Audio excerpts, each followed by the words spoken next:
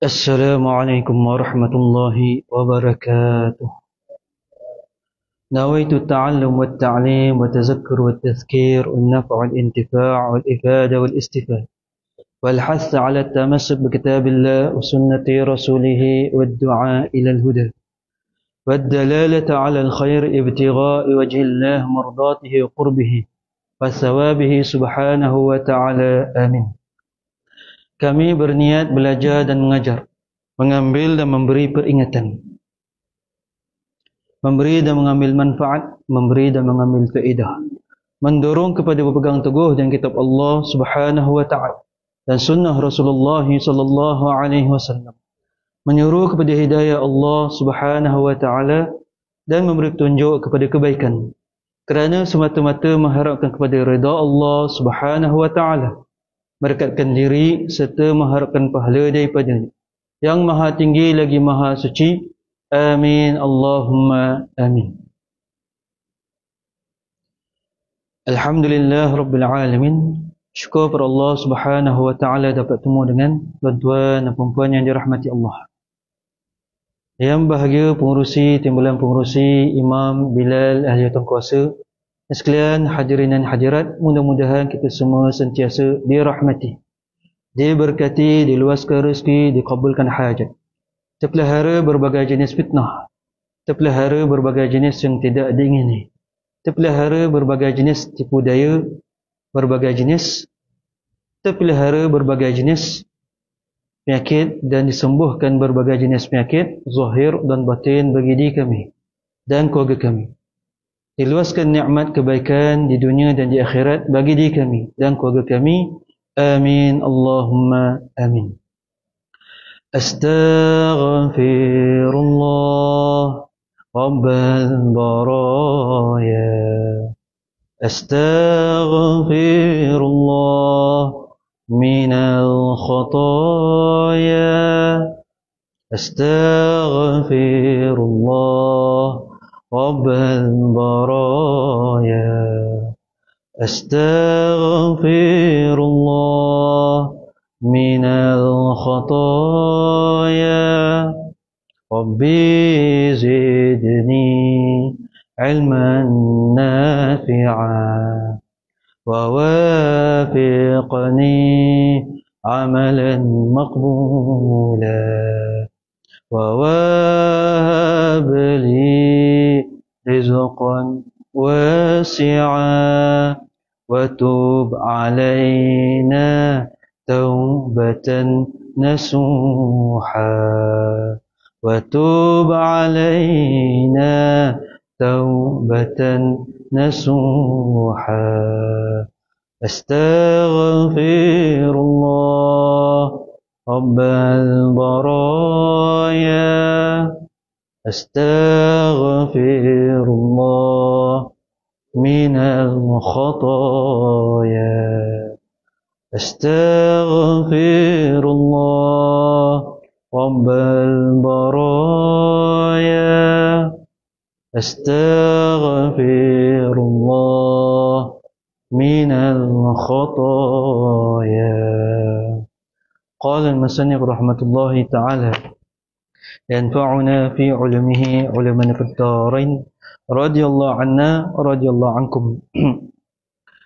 Kita sambung balik kisah ringkas kehidupan Rasulullah sallallahu alaihi wasallam yang dikarang oleh Nawawi Usuki. Bab yang ketiga, muka surat 8. Menyingsingnya fajar Islam. Wahai manusia, Allah telah memerintahkan kepadamu supaya menyembahnya, dan janganlah kamu menyekutukan dia dengan sesuatu apapun. Demikian Nabi Muhammad sallallahu alaihi wasallam menyampaikan dakwah Islam kepada penduduk Mekah. Baginda berkeliling mengunjung rumah mereka, berdakwah secara terang-terang setelah datang perintah dari Allah untuk berbuat demikian. Tindakan baginda telah menggoncangkan kaum-kaum musyrikin sehingga apabila Rasulullah sallallahu alaihi wasallam mendatangi rumah-rumah orang Mekah, maka Abu Lahab akan mengiringinya dari belakang. Wahai manusia, dia ini menyuruh kamu meninggalkan agama nenek agamamu.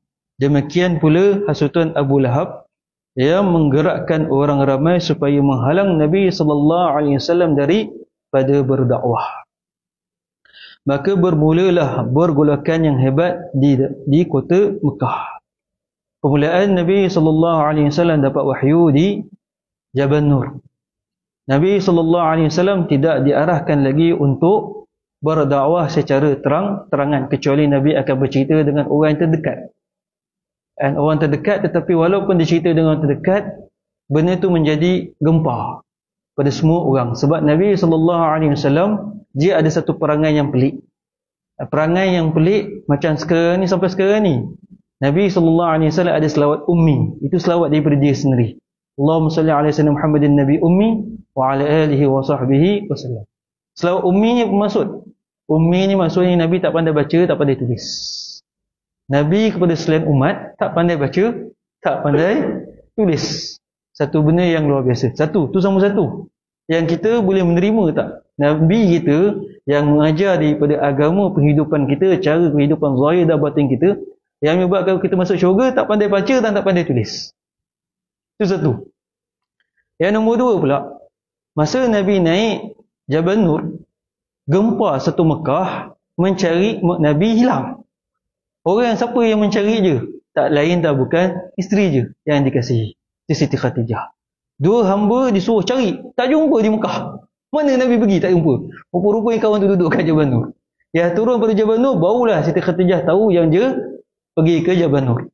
Masa satu hari cari tak jumpa. Maka gempa satu Mekah. Bayangkanlah ada seorang kawan kita. Dia ni baik, dia ni jujur. Dia tak ada penipu sama siapa. Tiba-tiba kita dengar cerita, dia duduk kat bukit mana-mana. Bukit kat mana-mana. Sampai lebih kurang 7 tahun turun. Dia naik turun, dia kata saya ni Nabi. Agak-agak kita terima tak? Saya ni Nabi, saya ni Rasul. Kalaulah Nabi Muhammad tu tak penutup sekalian Nabi dan Rasul, ada Nabi yang lain, oh pening pula kita. Nabi Muhammad ialah penutup sekalian Nabi dan Rasul. Dia penutup. Maknanya tak ada lagi Nabi dan Rasul selepas dia. Sebab dia penutup. Dalam Quran kata macam tu, dalam hadis pun kata macam tu. Maka sekarang ni, Nabi SAW, kalaulah kita duduk zamannya, agak-agak kita boleh terima tak je? Cuba bayangkan, cuba fikir. Kita boleh terima tak kawan kita ni? Dah lah baik, dah lah jujur. Dia turun ke bukit pula, tiba-tiba kata saya Nabi dan Rasul. Agak-agak termenung tak? Ya ke tak ya? Ya ke tak ya? Ya ke tak ya? Macam saya sekarang ni. Tak sampai sebulan lagi. Baru lepas operate. Appendix. Sebab tu saya semayang, saya suara saya tak kuat. Sebab appendix. Lepas tu, sebenarnya appendix tu dah ada. Dia dah terkeluar. Dia appendix rupa-rupanya, dia kalau appendix dia dah terkeluar. Sampai lebih 7 cm dia akan pecah. Saya dah pecah. Lebih kurang tak saya bulan dah pecah. Bila pecah tu terus saya terdiam. Semayang pun tak semayang. Saya pun cakap apa pun sakit ni lain macam. Dia punya sakit je tu kita tak boleh gambar kan. Terbaring je. Nak bangun tak boleh, nak masuk tanda tak boleh, terbaru. Rumah tengok cakap sakit. Cakap tak apa. Sebab saya jenis boleh tahan sakit. Cakap tak apa. Pergi kerja, kerja. Lepas saya tahan. Hari yang kedua pun sakit. Hari yang ketiga baru saya ada kekuatan untuk semayang. Bila ada semayang, saya telefon kawan saya. Doktor. Saya tak percaya dengan doktor sangat, kecuali doktor yang saya kenal. Saya telefon doktor ni, cakap doktor, ni sakit apa ni, sakit mana? Belakang kena. Dia cakap ada kat mana? Ada kat rumah. Dia datang rumah. Ambil saya. Dia datang rumah ambil saya. Ambil saya, lepas tu terus pergi klinik. Dia ada ultrasound, dia check. Dia cakap, ini pendek Ustaz. Nak pergi hospital mana? Dia cakap, hospital. Dia cakap, Sungai Buloh. Rumah. Nanti hantar terus Sungai Buloh. Hantar Sungai Buloh, doktor pun cakap. Dia tekan. Dia tak buat CT scan apa. Dia cakap tekan, cakap sakit 10 sampai 9 berapa? Dia cakap kalau mula-mula kena 10. Kalau sekarang ni mau 78. Kalau 78 terbaring dah. Dia cakap memang 78. Saya memang boleh tahan sakit sebab saya bukan membesar di Malaysia. Saya membesar di Mesir. Mesir ni orang panggil kasar-kasar. Saya ke sini kena jahit, muka kena kaca. Budak-budak Arab kasar. Lepas dah lah kena jahit semua apa, balik rumah kena belasah lagi dengan mak ayah pula kan. Maka benda tu zaman dulu lah, 90, 70-an, 80-an. Memang kena macam tu. Lepas tu memang saya tahan sakit. Lepas tu bila diorang tahan lama kat ward, bila diorang operate, 5 cm sepatutnya, tak jadi 10 cm. Sebab apa? Tak pecah kat dalam. Lepas tu bila saya cakap dengan Doktor Ustaz Halim sembelih datang sebab dia bagian datang ziarah, dia kata, lepas tu dia tahu cakap biasanya meninggal. Lepas tu saya gelak, cakap Allah Ta'ala panjang umur. Saya gelak Allah Ta'ala panjang umur. Lepas tu ramai dia cakap sebab kalau saya tunjuk memang 10 cm, dia kali 5 cm. Lepas tu doktor tak cakap banyak. Lepas tu dia cakap dia macam lemah-lemah lah. Sebab dah pecah. Bila pecah, dia tak pecah macam pecah meletup tak. Bawah tu je crack, dia macam mana? Dia keluar air kat situ, maka darah kita ni akan jadi kotor. Dia pun punca saya tak makan. Masa saya sakit tu saya tak makan. Saya hanya minum air. Itu punca darah saya dapat kontrol. Kalau minum kopi ke apa, naya lagi asidik, lagi kuat lah. Maka benda macam tu. Lepas tu tak sampai seminggu kan. Ada bahagian jabatan minta saya datang. Dia cakap orang lain tak boleh ke? Cakap mana ada ustaz lain boleh buat macam ustaz. Saya tengah jahit lagi dah pergi kat situ dah. Lepas tu Ustaz Halim telefon cakap dah sihat belum? Ni dah buat kerja dah. Dah buat kerja dah. Ada buat kerja. Tapi kalau buat semayang, masuk dalam semayang, saya akan jaga sikit sebab saya semayang ni penting kan. Kita nak jaga makhraj baik semua apa. Kadang-kadang nafas tak lepas. Maka tak sampai sebulan lagi. Kalau operate tak sampai sebulan lagi. Baru je buka jahitan 2 minggu lepas 2 minggu lebih. Lepas tu boleh buka jahitan tu, dia kata bahagian yang buka jahitan dia kata OTK. Dia kata kan, dia cakap tak rapat. Dia cakap tak rapat. Dia letak ubat tu punya pedih. 2 hari kita tak keluar rumah. Sakit. Lepas sakit. Lepas tu bila dah hari yang ketiga pergi mengajar, lepas tu dapat dah okey sikit, pergi mengajar kat Masjid Islam PJ. Islamiah PJ. Mengajar kat PJ tu lepas makan, tengah makan tu sebab nak bincang berkaitan dengan perubatan Islam. 0775. Lepas tu dia kata, Ustaz, dah tu tak rapat. Macam ni lah Ustaz. Ustaz makan halia hidup. Halia hidup tapi ibu halia hidup. Saya pun tengok halia hidup. Yang hidup ni rupa-rupa dia macam ada akar-akar. Lepas tu saya blender hancur, keluar air, 2 hari terus rapat. Masa tu tukar. Saya malah dengar cakap doktor kata dah kena air. Saya mandi juga dengan air, tak cakap apa kan.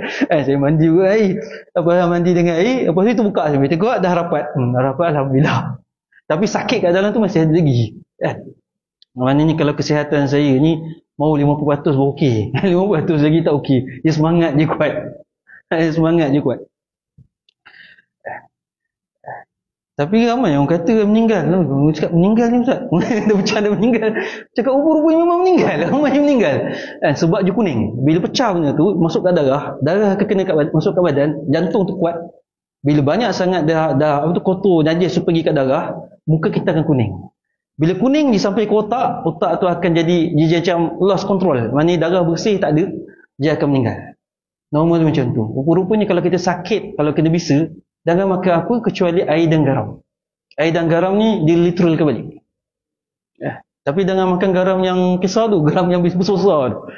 Yang kisar yang kita beli tu, itu bukan garam asli, itu garam dah kena asid dia cuci.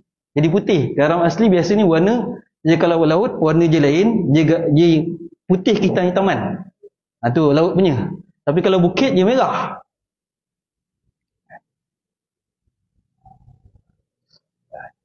Maka kita pun tak tahu apa nak jadi masa akan datang kan. Kadang-kadang tiba-tiba sakit. Kita pun tak tahu. Semua tu Allah Ta'ala yang menentukan. Bila sakit 15 hari tak mengajar. Semua duk tanya kenapa kan. Lepas tu cakap kenapa tak beritahu nak ziarah. Cakap memang tak kasi orang ziarah. Memang tak kasi orang ziarah. Bukan masa tak kasi orang ziarah. Sebab Antika nak lepas korang ni pula telefon. Nak kata, bagat selalu ikat tangan. Ni siapa? Kadang-kadang Ustaz Ali berkata, ni siapa? Ustaz Ali kata, saya pegawai sini. Pegawai sini. Ubat.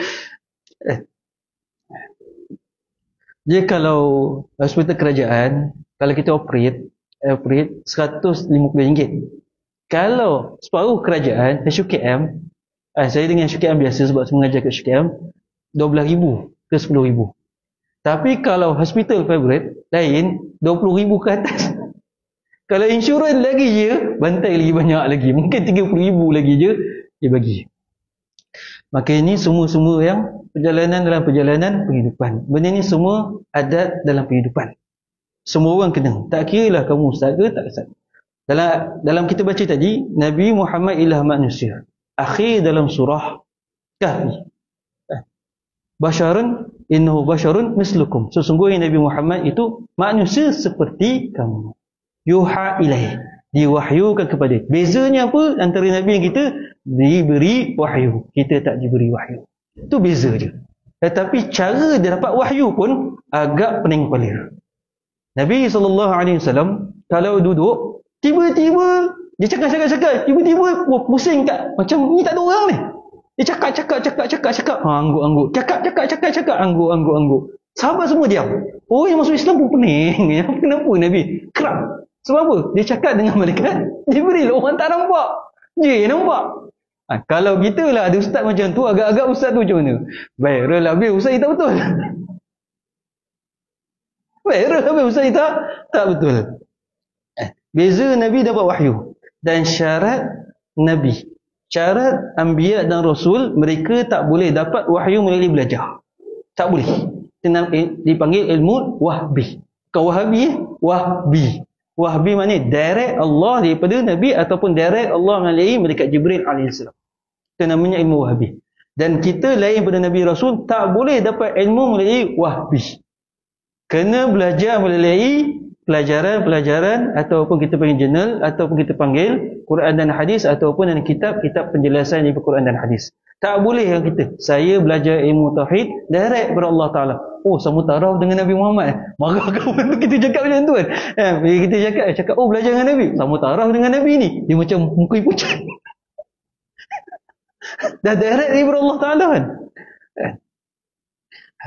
Ilmu iman, ilmu Islam, ilmu ihsan, semua tu wajib daripada pelajaran. Tak boleh melalui mimpi, tak boleh melalui ilham, tak boleh daripada suka-suka hati nak cakap. Tak boleh. Itu yang ada dua bahagian ilmu, kita panggil ilmu fardu kifayah dan ilmu fardu ain. Maka dua bahagian tu, macam mana pun nak dapatkan benda tu, kena asas daripada fardu ain selesai, asas pada fardu kifayah. Barulah diizinkan ada ilham-ilham daripada diri kamu dalam bab-bab yang kamu mahir. Dalam bab tu. Macam contohnya, ilmu grammar. Bahasa Arab kita panggil nahu. Dah belajar 3 tahun ilmu nahu. Tiba-tiba dapat ilham, memendekkan cara kaedah pemila tu. Dibolehkan.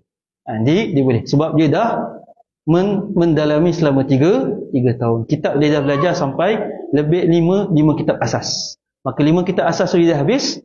Menunjukkan dia dah boleh ada ilham tersendiri untuk memudahkan lagi cara kaedah untuk belajar ilmu nahu. Itu baru satu bahagian. Maka nak menafsir Quran tu ikut sendiri je, dia perlukan 15 ilmu untuk menafsir. Ada 15. Ada 5. Termasuklah ilmu bahasa Arab, nahu, sarah, ilmu mantiq, ilmu bayan, ilmu qist. Lepas tu ilmu asbabun nuzul, nasakh mansukh, ilmu hadis. Lepas tu ilmu usul fiqh, usul tauhid, lepas tu ilmu qiraat, lepas tu ada 2 lagi. 14 ilmu tu baru orang ni layak untuk dapat ilham, untuk dikatakan tafsir tu daripada ilham bagi diri je. Maknanya ada 14 ilmu yang dia belajar betul, baru dipakai bahagian tu. Maka apabila Nabi SAW diberitahu dia sebagai Nabi, maka dia tak bagi tahu kat siapa-siapa kecuali orang terdekat. Maka terkenal. Sampailah Abu Jahal tahu. Bila Abu Jahal tahu, Abu Jahal macam risau. Abu Lahab tak tahu lagi, Abu Jahal dah tahu. Abu Jahal ni ketua Mekah. Abul Hakam dipanggil Abul Hakam. Abul Hakam ni apa maksudnya? Ketua hakim. Ataupun ketua menyelesaikan masalah dan orang yang dihormati. Maknanya raja ataupun menteri di kawasan Mekah. Nak dia punya timbalannya siapa? Itulah Abu Lahab. Abu Lahab dia timbalan. Ekonomi dia paling kuat di Mekah ialah jual bahala. Abu Jahal dan Abu Lahab. Maka bila dengar macam tu dia risau. Maka dia nak cari pengaruh-pengaruh yang untuk menentang Nabi. Itu siapa pengaruh-pengaruh kuat? Orang-orang ahli kitab. Di Mekah ada geng-geng ahli kitab. Yang 14 awal masuk Islam, mereka ni kebanyakan ahli kitab. Sayyidina Bakar ahli kitab. Sayyidina Osman ahli kitab. Siapa? Muawiyah ahli kitab. Siapa lagi? Iaitu Al-Arkam, bukan Arkam yang kita sesat ni, Arkam zaman Nabi. Arkam dia pun ahli kitab. Dia ada 14 orang ahli kitab. Nabi SAW pernah lihat dua orang ni duduk halaqah di Mekah belajar dengan iaitu Waraqah bin Nawfal, kitab Injil. Maka Nabi lalu sikit, Nabi terdengar. Bila Nabi terdengar sedikit je, automatik Nabi rasa resah, Nabi keluar pada tempat tu. Nabi tak duduk sebab Nabi tak boleh belajar. Dia dengar sikit je dia tak boleh. Maknanya macam ayat tu nak tak habis lagi, dah sepotong ayat dia tak boleh nak dengar, dia kena balik, dia kena pergi. Dia rasa macam resah sebab segala apa berkaitan kitab Injil tak boleh diketahui oleh Nabi Muhammad. Yang tahu je siapa? Sayyidina Abu Bakar As-Siddiq. Sayyidina Abu Bakar tahu. Maka Sayyidina Abu Bakar As-Siddiq bila nampak Nabi Muhammad SAW masa masuk pintu Ibrahim, dia ada makam Ibrahim, ada pintu Ibrahim. Masa masuk ke dalam tu, dia puncinya untuk menyelesaikan masalah batu yang duduk di Hajar Aswad. Maka Sayyidina Abu Bakar As-Siddiq terlintas dalam hati, kata kemungkinan besar dia ni Nabi kita yang terakhir. Macam mana dia tahu? Sebab dia belajar. Dia tahu. Lepas tu bila dia berjalan dengan Nabi Muhammad, dia pernah menjaga dengan Nabi Muhammad. Sayyidina Abu Bakar As-Siddiq dia tertidur. Bila tidur dia mimpi pelik. Dia mimpi ada bulan, ada bintang lah apa benda. Lepas tu dia bangun mimpi, dia tak cerita kat Nabi Muhammad. Dia cerita kat padri-padri ataupun ahli-ahli kitab. Dia cerita dengan orangnya, orang kata kamu ni bakal menjadi orang kuat pada Nabi yang terakhir. Cerita dengan orang lain pula, kamu ni bakal menjadi orang yang terkuat Nabi yang terakhir. Maka dia pun cari-carilah siapa Nabi terakhir. Maka dia yakin Nabi Muhammad telah Nabi yang terakhir. Maka Abu Jahal tahu di kalangan saudagar yang paling terpengaruh, di kalangan orang yang baik lagi amanah Sayyidina Abu Bakar. Maka jenakkan pengaruh Sayyidina Abu Bakar ni jatuh ke pengaruh Nabi Muhammad. Maka balik Nabi Sayyidina Abu Bakar daripada dagangannya ke rumahnya, datanglah Abu Jahal ke rumahnya. Bila datang ke rumah Abu Jahal, dia cakap, wahai Abu Bakar, kawan kamu ni dah sesat. Cakap apa sesat kawan kamu? Dia naik ke atas bukit, tiba-tiba kata Nabi. Lepas tu Sayyidina Abu Bakar kata apa? Alhamdulillah. Tunggu dah lama sangat tunggu janji Nabi. Dah janji Nabi. Abu Jahal lagi pening kepala. Anggap kan dia tak percaya. Tetapi dia ni dah tunggu. Kan? Maka dia pergilah dia pergi pada Abdul Rahman bin Auf, dia pergi kepada Ubaidah Jarrah. Semua dia kata nanti dulu aku nak bincang dengan ketua saya. Siapa ketua je? Sayyidina Abu Bakar Siddiq. Ketua mutalaah je. Maka dua orang bincang, maka Sayyidina Abu Bakar yang mula-mula datang kat Nabi masuk Islam. Tetapi masa tu belum isytihar lagi. Dia datang ni salam, dia cakap, apa yang kamu bawa ya Muhammad? Nabi Muhammad kata, aku bawa la ilaha illallah. Apa tujuan kamu? Jadi Nabi, dia jawab semua dalam kitab-kitab kata, dia betul. Dia terus cium tangan cakap, saya di kalangan orang yang syahadah awal. Mana dia di kalangan orang yang syahadah? Yang mula-mula syahadah Siti Khadijah. Lepas tu barulah orang-orang yang bijak pandai, barulah Nabi bila di isytihar untuk dia awal-awal 12 orang masuk Islam. Yang 12 orang semua ada kitab. Lepas tu meningkat kepada hamba-hamba abdi. Sebab bila hamba abdi tahu penghidupan bukan dunia sahaja, ada penghidupan akhirat. Siapa di akhirat akan dapat nikmat yang lebih besar, maka mereka masuk Islam. Itu yang bila Rabah masuk Islam, Akashah masuk Islam, semua masuk Islam. Yang geng-geng susah. Yang geng pandai-pandai, daripada berapa ribu orang kat situ, berapa juta orang kat situ, hanya 12 orang saja yang terima. Yang geng pandai-pandai. Sebab ahli kitab. Kalau kita kita kata ya tak ya. Tunggu dah ramai orang masuk Islam baru kita terlibat masuk Islam. Itu kemungkinan besar.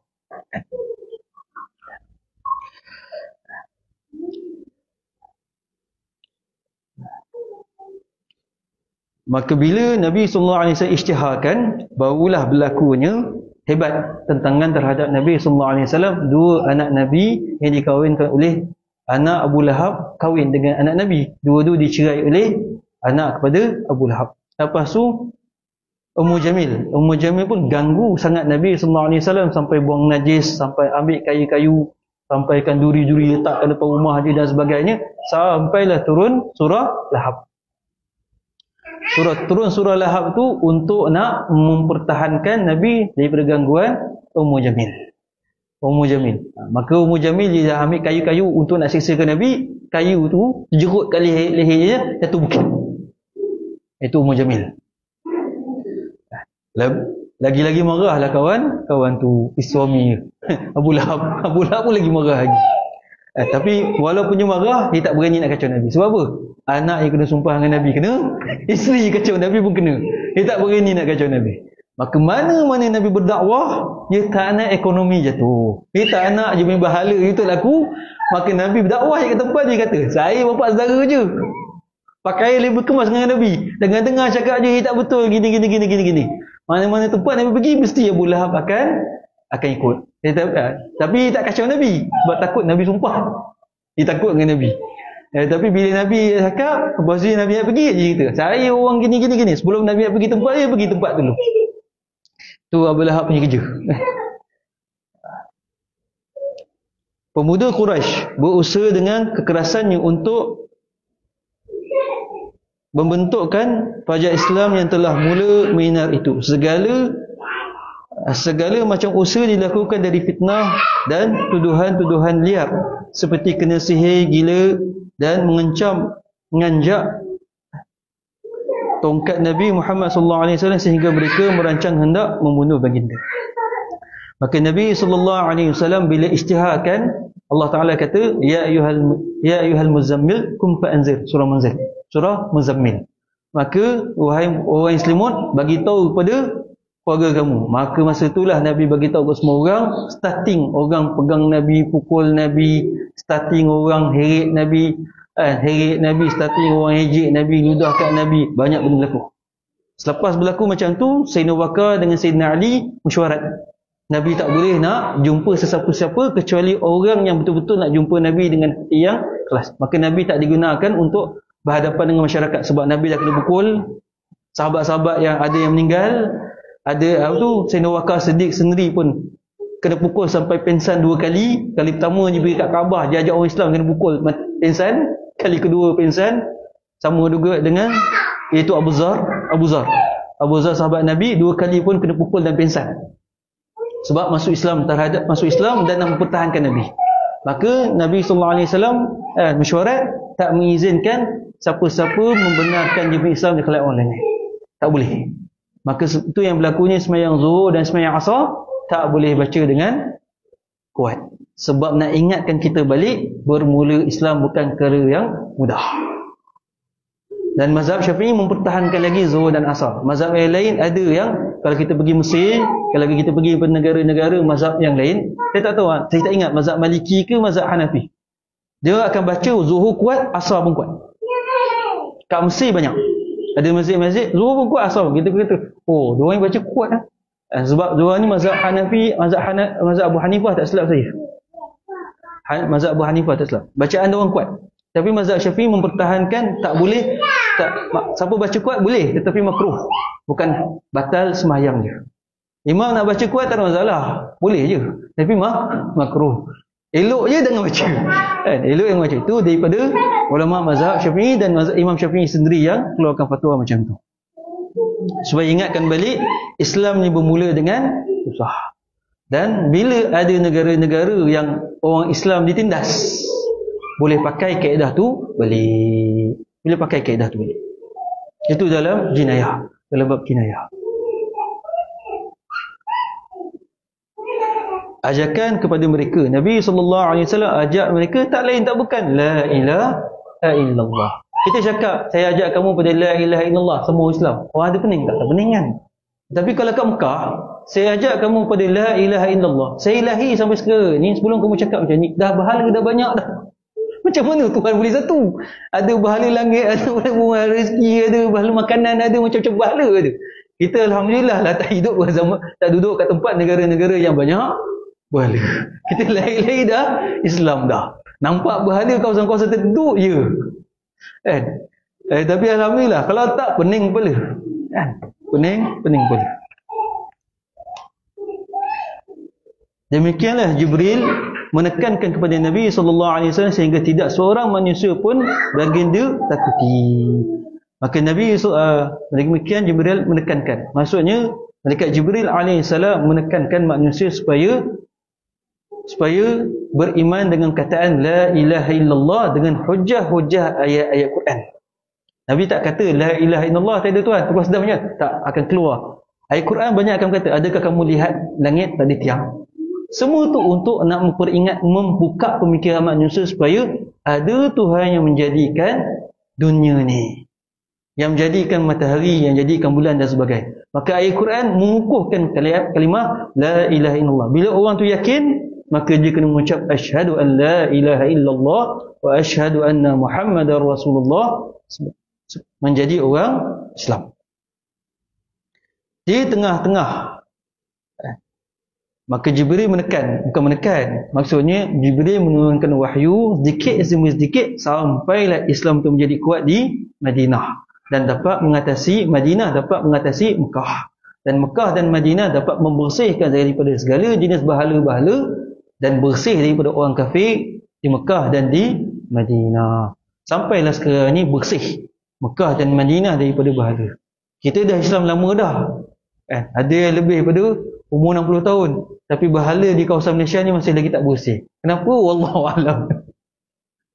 Sebenarnya boleh, sebab knowledge ataupun pengetahuan kita tak tahu. Kekuatan kita untuk nak mengatasi benda tu kena ada ilmu dan amal. Ilmu kita tak ada, andaian-andaian kita tak boleh pergi. Kita tak boleh pergi. Dan doa apa yang kita minta kepada Allah tak semestinya wajib bagi Allah Ta'ala kabulkan.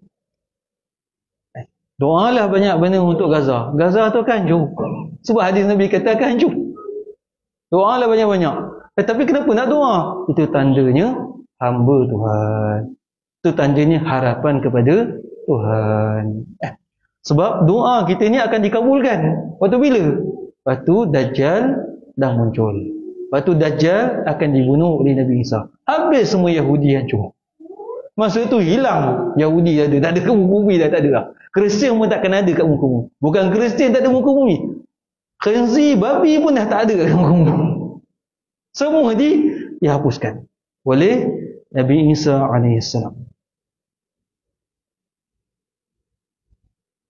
Kalau kita dah tahu hadis, kenapa nak perlu doa? Doa bukan tandanya untuk dapat. Tanda hamba bagi Allah Subhanahu wa Ta'ala. Sebab yang kita minta, kita tak tahu kita minta kat siapa. Ada nampak tak kamu minta kat siapa? Tak nampak. WhatsApp boleh sampai ke orang, semasa kita tahu WhatsApp kat siapa kan?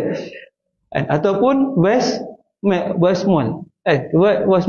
Voicemail kita nak hantar siapa-siapa, kita tahu hantar kat siapa. Tetapi dengan Allah Ta'ala ni, boleh dengar ke tak dengar? Kita doa. Kadang-kadang kita duduk senyap-senyap. Ya Allah, kenapalah jadi macam ni? Tunjuklah jalan macam ni. Allah Ta'ala dengar. Dengar. Tetapi bila kita berdoa, Allah Ta'ala akan kata dengan malaikat, kita kena berdoa. Dia percaya dengan kamu, ya Allah.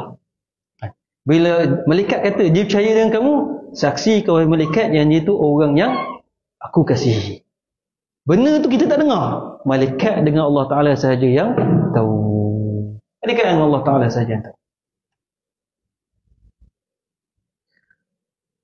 Di tengah-tengah kekelutan ancaman Quraisy itu, Nabi SAW dapat membawa beberapa orang memeluk Islam.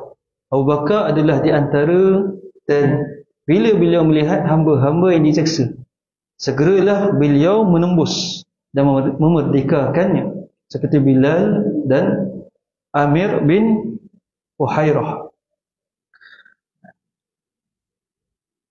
Assalamualaikum ya Rasulullah. Salam-salam diucapkan kepada batu, kayu dan tanah kepada Nabi SAW sebagai satu mukjizat. Kemana juga baginda pergi, maka baginda akan menemui makhluk alam. Benda ini mengucapkan salam, iaitu di saat ramai yang memusuhinya baginda atas usaha Abu Jahal, Abu Lahab dan lain-lain. Maka zaman Nabi SAW, ramai katakan Nabi sebagai sihir. Sebab apa? Bila orang kata, kamu ni betul ke Nabi? Nabi kata, ya betul. Kalau betul, panggil pokok ni, suruh je mengaku yang kamu ni Nabi. Nabi panggil pokok terkeluar. Itu salah satu mukjizat Nabi. Pokok terkeluar dengan akar-akar yang berjalan macam manusia, sampaikan Nabi, sujudkan Nabi dan dia mengucapkan. Dan Nabi kata, pergi balik ke tempat kamu. Dia pergi balik, balik. Orang tu tengok, tergamam. Dia tengok Nabi Muhammad, dia kata, kamu ni yang disihir. Kamu tu selalu dia kata kamu ni yang disihir. Itu satu benda yang Nampak macam tu. Ada satu benda pula Abu Jahal sendiri kata. Masa surah An-Najm turun. Dia kata, betul ke kamu ni Nabi? Kalau betul kan Nabi, belah bulan ni. Belah. Nabi belah bulan tu. Bila belah bulan tu, orang kata ini sihir. Kita nak tahu, orang ni betul tak betul. Dia ajak orang kawasan sana, di utara datang. Betul ke ada bulan kat sana? Betul. Sampai semua orang kata betul. Semua bukti yang betul. Abu Jahal kata, ni ahli sihir. Dengan geng-geng semua ni, kata ni ahli sihir. Agak-agak kita ikut Abu Jahal ke ikut siapa? Kita pun tak tahu. Abu Jahal ketua ke situ masa zaman tu. Dan bila Nabi naik Isra' dan Mi'raj, orang yang masuk Islam, yang ramai-ramai daripada orang sederhana dan orang miskin, ramai yang keluar dari Islam balik. Sebab tak percaya Nabi naik, pergi Isra'. Maknanya Nabi satu malam pergi kepada Masjidil Aqsa dan balik satu malam. Ramai tak percaya. Dan ramai yang keluar balik pada Islam. Sebab benda tu nampak macam tak masuk akal. Dan apabila bulan terbelah, semua makhluk-makhluk tu memberi salam kepada Nabi SAW. Mereka sujud. Macam mana mereka sujud? Wallahu a'lam. Lepas tu mereka akan memberi salam kepada Nabi dan mereka akan mengucapkan 2 kalimah syahadah. Dan mereka akan kembali balik pada tempat mereka. Bayangkanlah bulan boleh ditunjukkan kepada semua orang, bulan terbelah. Duduk kat sana, duduk kat sana. Masa bulan tu mengkecil-kecil sampai kat Nabi. Dia masuk kat jubah Nabi, masuk kanan. Lepas datang kat Nabi, dia bagi salam. Lepas tu dia sujud, dia bagi salam dan dia mengucap. Lepas tu Nabi belahkan je, hantar sana hantar ke sana. Semua orang nampak. Ini hanya kita tak nampak, kita hanya percaya. Kita tak nampak, tapi zaman tu nampak betul. Tetapi tak percaya kepada Nabi Muhammad. Satu benda yang luar biasa. Kalau kita pun kita tak tahu. Kalau kata percaya, tak sampai. Kalau sampai kan semua tahu. Kalau sampai hari itu tahu. Kita tak tahu. Tapi kita ni lahir sebagai orang Islam. Sebab itulah kita pertahankan Islam. Di tengah-tengah kegelapan jahiliyah ini, kini muncul cahaya Islam. Dan ia dinikmati oleh sebilangan orang yang sihat mata hati atau orang-orang yang tidak buta hati. Fajar Islam telah mula menyingsing. Maka Islam ni dia mula naik dengan kehebatan Islam ni naik waktu bila? Waktu ada 12 orang pemuda Madinah ataupun pemuda Yasrib. Tahun yang kedua dah pula dapat hijrah yang betul-betul, iaitu orang kita panggil Ansar. Orang Muhajirin, Ansar. Ansar ni apa? Orang yang memberi pertolongan. Muhajirin, orang kita hijrah untuk dapat pertolongan. Mana tempat dapat pertolongan? Ialah Madinah. Asal ni bukan ni nama Madinah. Madinah maksudnya apa? City, bandar. Asalnya Yasrib. Asal ni tempat orang tak bersuka. Kecuali orang Yahudi ramai. Orang pelik. Kenapa Yahudi duduk ke tempat yang tak ada apa ke sini? Sejuk, sangat-sangat sejuk. Panas, sangat-sangat panas. Itu Madinah asal. Maka orang Yahudi nakkan anak mereka menjadi Nabi yang terakhir. Itu yang ada Bani Quraizah, ada Bani Nu'man, ada macam-macam Bani ni. Itu orang Yahudi banyak. Dan orang Yahudi masih sampai sekarang ni masih nakkan Madinah balik. Masih kan? Dia perancangan nakkan Madinah balik. Lepas habisnya dia Gaza, dia akan buat urut. Dia akan buat urut, iaitu sebab itulah Mekah dah mula buka. Orang Israel ataupun orang Yahudi masuk negara dia. Sebab urut tu nak pergi ke Madinah. Antara Masjidil Aqsa nak menuju ke Madinah. Dua-dua kiblat tu dia nak ambil. Kiblat Masjidil Aqsa orang nak ambil, kiblat Mekah pun dia orang nak ambil. Tetapi bukan Kaabah tu nak ambil, dia nak ambil Madinah. Bila dia nak ambil Madinah, dia nakkan raja mereka datang ke Madinah nak mengatakan itu Nabi mereka yang terakhir. Siapa je? Dajjal.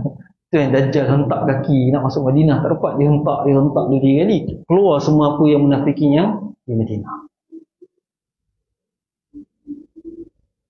Pada suatu ketika bapa saudara Nabi iaitu Abu Talib melihat baginda dengan Ali bin Talib sedang saat Zaman sebelum Isra', beliau merasakan heran kerana perbuatan keberlainan dengan apa yang lazim pada masyarakat Mekah waktu itu. Wahai Muhammad, agama apakah yang kau anuti itu? Tanya Abu Talib kepada anak saudara. Wahai bapa saudaraku, inilah agama yang diturunkan Allah, agama malaikat dan rasul-rasulnya, dan agama nenek kita Ibrahim AS. Allah telah mengutuskan anak anda, baginda Rasulullah, kepada hamba-hambanya. Wahai bapa saudaraku, engkau adalah orang yang paling berhak menerima nasihatku. Aku mengajak kepada petunjuk Allah, paling berhak pula memperkenankan dakwahku dan menolong aku. Demikianlah dialog Nabi SAW menjawab pertanyaan beliau dengan harapan semoga beliau menerima dengan baik. Wahai Muhammad, demi Allah aku tidak sanggup untuk meninggalkan agama nenek moyangku dan ajaran-ajaran. Tetapi demi Allah, selama aku hidup, tidak akan sampai kepada engkau apa yang engkau tidak ingini. Abu Talib menjawab yang penuh ketegangan rasa dalam hati yang menolak. Dengan sikap dan jawapan bapa saudara itu sudah tentu menjadi penawar jiwa pada Nabi SAW di tengah-tengah keluarga baginda yang memusuhinya dengan keras.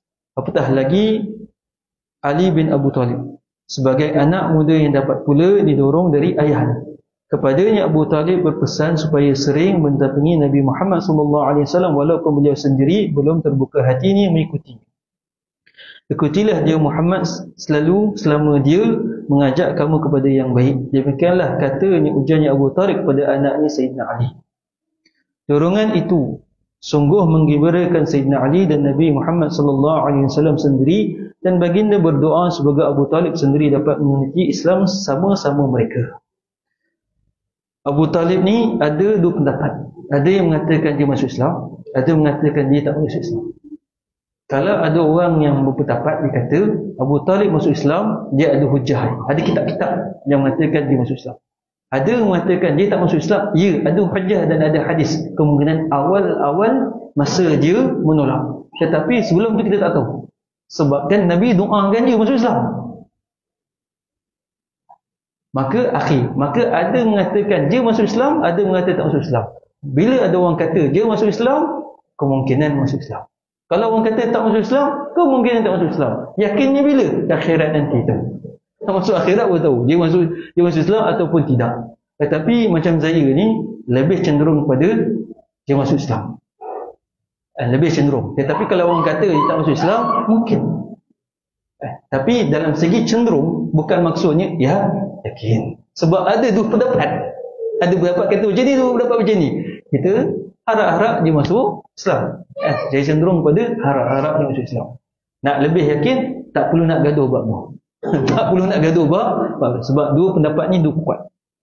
Belajar hadis, dia kata tak masuk Islam. Yang belajar dengan ulama-ulama berkaitan hadis dan sebagainya, dia kata dia masuk Islam. Maka dua-dua ni kita tak boleh nafikan. Dua-dua ni ada hujah yang kuat. Masa saya belajar dulu, guru saya kata, siapa yang katakan Abu Talib masuk neraka, dia kata marhaba, kita boleh terima. Tetapi atas hujah tu, bukan yakin. Kalau orang tu kata masuk Islam, ya, kita pun terima, dan kita pun harap-harap macam tu.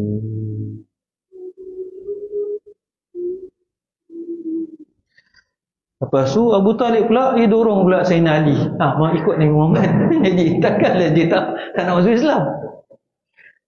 Maka banyak hujah, ada banyak kitab mengatakan dia masuk Islam.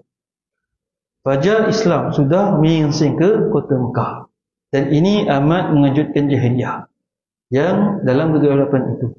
Makin hari sinar makin bertambah naik menerangkan kehidupan ini, menghidupkan insan dalam perjuangan dan penuh cabaran itu. Nabi SAW mengisi kehidupan sebagai seorang Rasul dan meninggalkan contoh tauladan bagi umat-umat yang kemudian. Maka Islam ni dia berkembang sampai Mekah tu jatuh pada tangan Islam.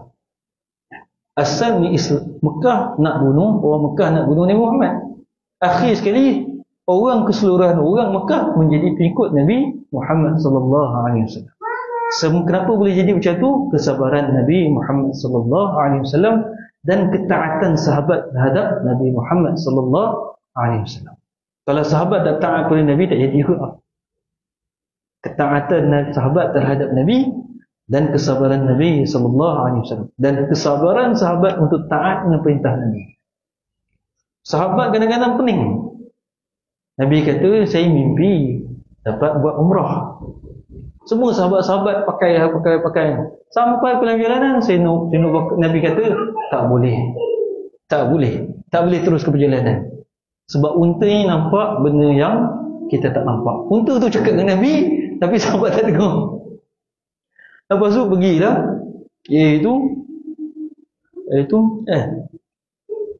Hudaibiyah. Itu tempatnya kita untuk niat buat umrah. Salah satu tempat. Bir Ali satu tempat. Lepas tu Hudaibiyah satu tempat. Masa pergi ke Hudaibiyah, Nabi pergi ke Hudaibiyah, sahabat-sahabat kata, kamu dah mimpi pergi Mekah. Kamu ni betul ke Nabi? Sahabat-sahabat mula petikaikan ke Nabi. Nabi kata, ya, saya Nabi. Tapi saya tak beritahu pula tahun ni yang boleh pergi. Saya mau mimpi. Mungkin pergi, mungkin tak pergi. Maka mereka sabar dengan perjanjian yang berat sebelah dan sebagainya. Perjalanan mereka turun surah Al-Fatih. Sebab kesabaran mereka, ketaatan mereka terhadap Nabi, tahun depan mereka akan dapat masuk Mekah. Bukan masuk Mekah, dapat tawar Mekah. Bukan senang. Pengikut Nabi, mereka pun pelik dengan Nabi. Kalau kita hidup dengan Nabi pun, kita pun, ya ke tak ya kawan ni, ya ke tak ya.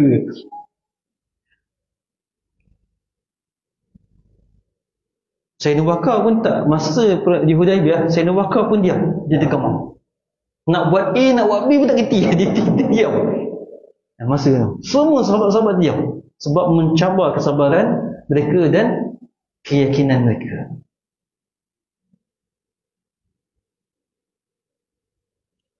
Ada pertanyaan?